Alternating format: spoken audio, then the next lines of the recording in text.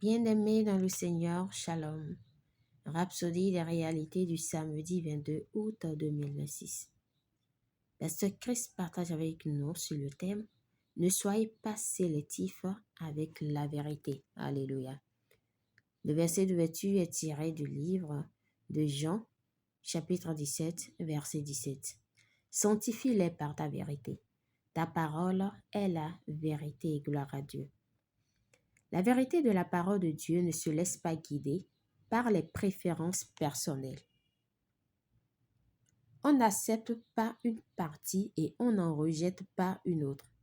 La parole de Dieu est la vérité absolue. Elle est complète, cohérente et fiable. Malheureusement, certains disent ne pas croire à certains passages de la Bible, par exemple l'ascension de Jésus-Christ. Vous n'êtes pas chrétien si vous ne croyez pas que Jésus est monté au ciel. Les Écritures révèlent clairement qu'il a été enlevé au ciel. Rappelez-vous les paroles de l'ange aux disciples dans Actes 1, verset 11. « Hommes de Galilée, pourquoi restez-vous là à regarder le ciel?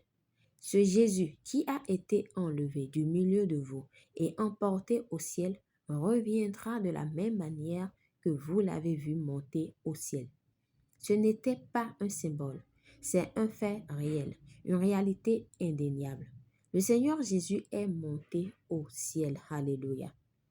Avant lui, il y avait Enoch, Hébreux 11, verset 5, et Élie, lire 2 Rois 2, verset 9 à 11. Tous deux ont été enlevés au ciel. Ce sont des événements réels qui montrent que Dieu agit toujours de façon cohérente et que sa parole est fiable.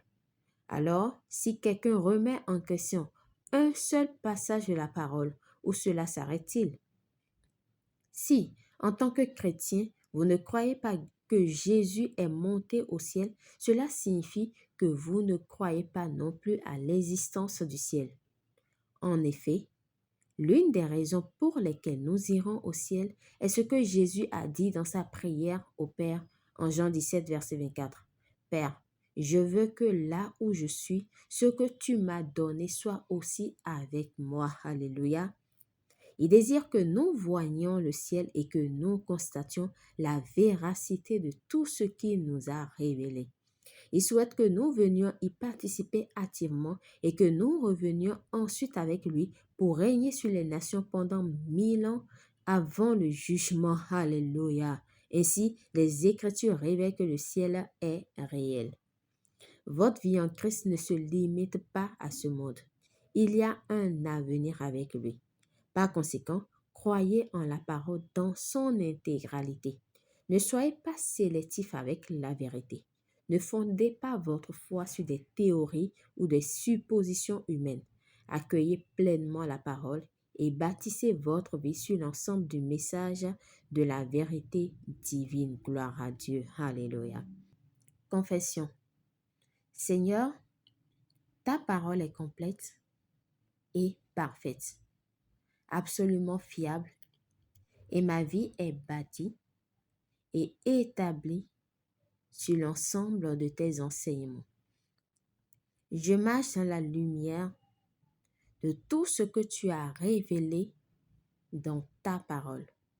C'est pourquoi ma vie est excellente et pleine de gloire. Au nom puissant de Jésus, Amen. Pour une étude approfondie, nous lisons Hébreux 11, verset 5, 2 Rois 2, verset 11, Actes 1, verset 9. Nous aimerions maintenant vous donner l'opportunité de naître de nouveau, de recevoir le Seigneur Jésus-Christ comme votre Seigneur et Sauveur à partir d'aujourd'hui. Alors si vous croyez déjà en lui, faites cette prière de tout votre cœur et de manière à vous entendre. Dites: Ô Seigneur Dieu, je crois de tout mon cœur en Jésus-Christ, Fils du Dieu vivant. Je crois qu'il est mort pour moi et que Dieu l'a ressuscité des morts. Je crois qu'il est vivant aujourd'hui. Je confesse de ma bouche que Jésus-Christ est le Seigneur de ma vie à partir d'aujourd'hui. Par lui et en son nom, j'ai la vie éternelle. Je suis né de nouveau. Merci Seigneur d'avoir sauvé mon âme. Je suis désormais un enfant de Dieu. Alléluia. Félicitations si vous avez fait cette prière. Vous êtes désormais un enfant de Dieu et vous êtes éligible pour monter au ciel. Alléluia.